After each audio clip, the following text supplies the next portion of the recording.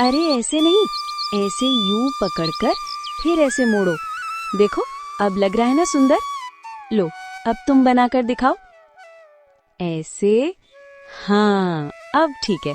अब नहीं क्या पीहू, कितने दिन हो गए तुझे मेरी मदद करते हुए, फिर भी तू अब तक मोमो भरना नहीं सीखी। देख सारी सब्जियां तो बाहर निकल रही हैं। इधर से ला, मुझे दे, मैं खुद कर लूंगी। इस पीहू को तो कुछ भी नहीं आता। क्या दीदी, हमसे इतनी मेहनत क्यों करवाती हो?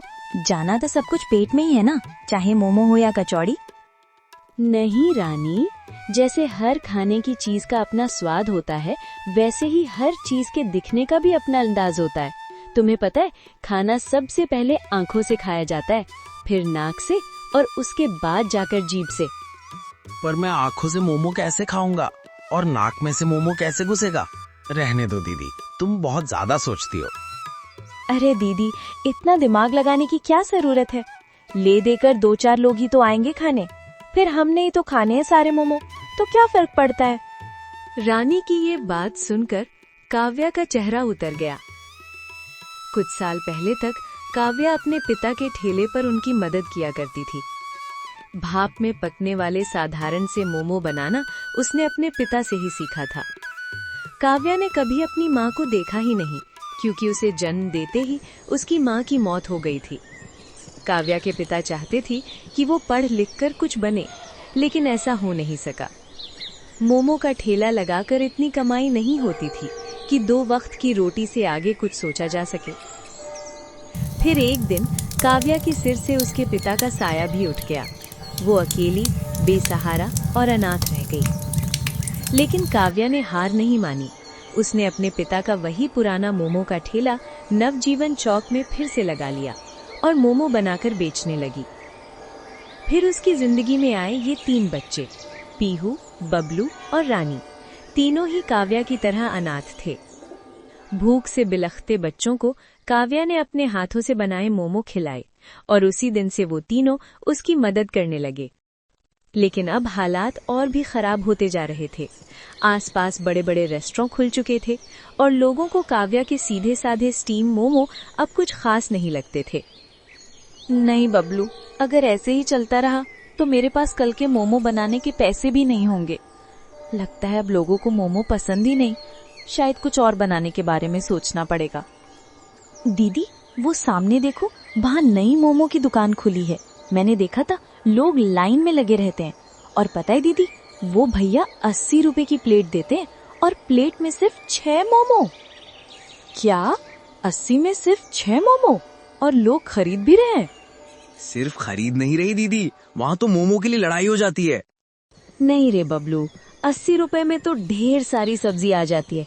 छोड़ो, हम खुद ही कुछ सोचेंगे। चलो अभी तुम लोग बैठो, मैं तुम्हारे लिए मोमो पका देती हूँ। दीदी रुक जाओ, मैंने मोमो पहले ही गैस पर चढ़ा दिए। पीहू की बात पूरी होने से पहले ही काव्या ने माचिस जला दी और जैसे ही माचिस की तीली ने आग पकड़ी, चूल्हे के पास जोरदार धमाका हुआ। असल में गैस चालू थी लेकिन आग नहीं जली थी। चारों तरफ गैस फैल चुकी थी। राहत की बात ये थी कि ज्यादा देर नहीं हुई थी, वरना बहुत बड़ा हादसा हो सकता था। चूल्हे के पास आग फैल चुकी थी, लेकिन काव्या का ध्यान उस तरफ नहीं गया। वो सबसे पहले बच्चों को पकड़कर साइड में ले गई। दीदी, हमारे मोमो? बबलू की बात सुनकर काव्या का ध्यान ठेले की तरफ गया। वो फौरन मोटे कपड़े से आग बुझाने लगी।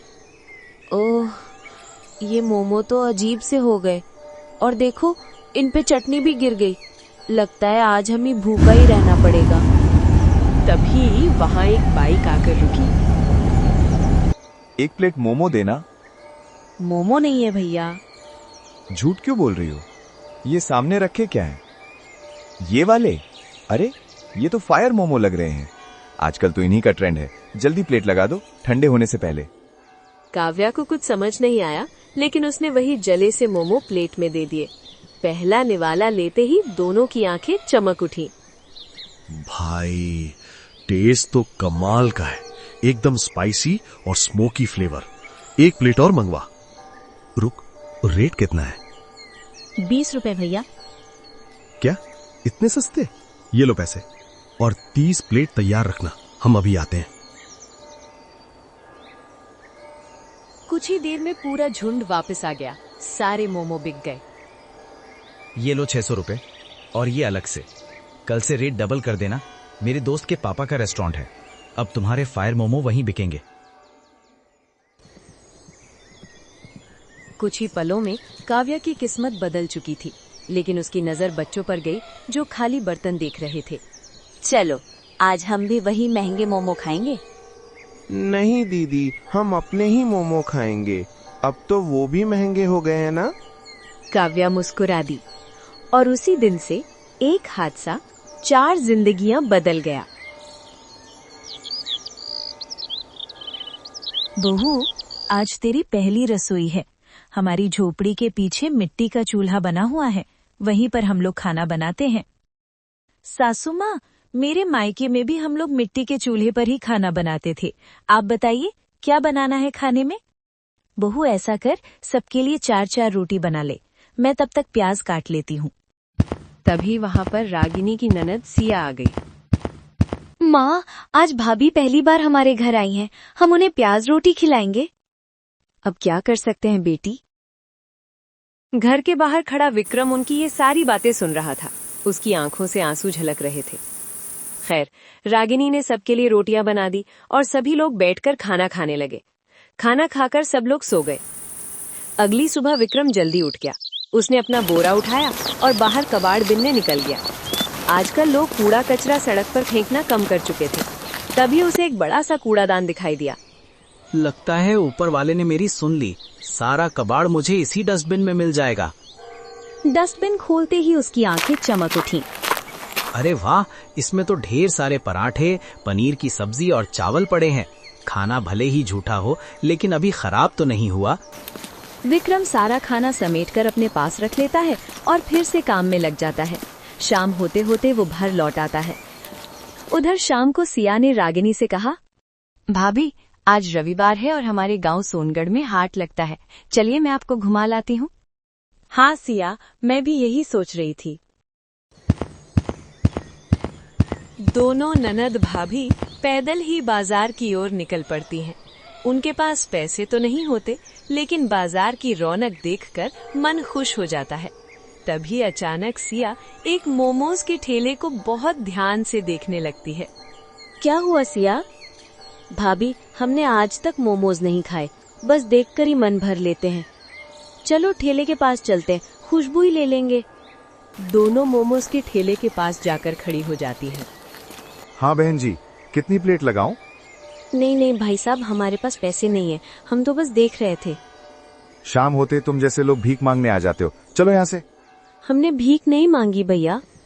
चलो सिया, हमारे पास पैसे नहीं है, इसलिए उन्हें ऐसा ही लगा होगा। घर लौटते वक्त रागिनी के दिमाग में मोमोज बनाने का तरीका घूम रहा था। अगर मुझे सामान मिल जाए तो मैं उससे भी अच्छे मोमोज बना सकती हूँ। क्या बात है भाभी, आप तो कमाल हो। उधर घर पहुंचते ही विक्रम खाना लेकर आ जाता है। रुक जाओ रागिनी, आज खाना बनाने की जरूरत नहीं। देखो मैं कितना अच्छा खाना लाया हूँ। इतना अच्छा खाना कहाँ से लाए बेटा? आज बाजार में शादी थी माँ, वहीं से मिल गया। सभी लोग खुशी खुशी खाना खाने बैठ जाते हैं, लेकिन किसी को नहीं पता होता कि वो खाना कूड़ेदान से लाया गया है।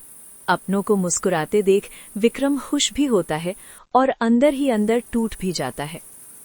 कितना बदनसीब हूँ मैं, अपने घर वालों को कूड़े का खाना खिला रहा हूँ। आधी रात होते होते सभी का पेट खराब हो जाता है। बार बार लोटा लेकर बाहर जाना पड़ता है। बेटा, तू कैसा खाना लाया था? इससे पहले विक्रम कुछ कह पाता, रागिनी बीच में बोल पड़ती है। माँ जी, गलती किसी की नहीं है। इतने सालों बाद अच्छा खाना मिला, शायद हम पचा नहीं पाए। ठीक है, गर्म पानी में लौंग और काला नमक डालकर पी लो, सब ठीक हो जाएगा। सुबह तक सबकी तबीयत ठीक हो जाती है।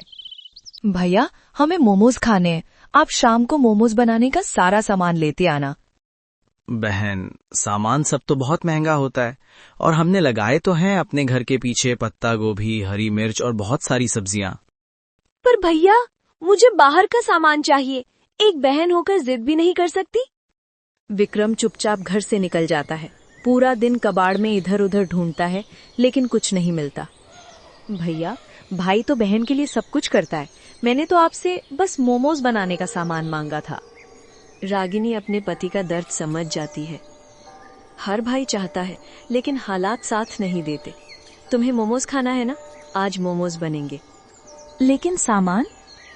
हमारे पास आटा है, नमक है, घर के पीछे लगी बहुत सारी सब्जियां हैं। इन्हीं से बनेंगे आज हमारे घर के देसी मोमोज। रागिनी और सिया मिलकर देसी मोमोज बनाती है, जिसकी खुशबू पूरे आंगन में फैल जाती है। मैंने जिंदगी में पहली बार मोमोज खाए हैं, लेकिन इतना स्वाद कहीं नहीं मिला। अगर लोग इसे चख लें तो जरूर खरीदेंगे। और यहीं से उनकी जिंदगी बदलने लगती है। अगले दिन से देसी मोमोज बिकने लगते हैं। विक्रम कबाड़ बिनना छोड़ देता है और गरीबी के बीच उम्मीद जन्म लेती है। अगर आपको ये कहानी पसंद आई हो तो वीडियो को लाइक करें, शेयर करें और हमारे चैनल को सब्सक्राइब करना ना भूलें। मिलते हैं अगली मजेदार कहानी में। तब तक हंसते रहिए, सीखते रहिए।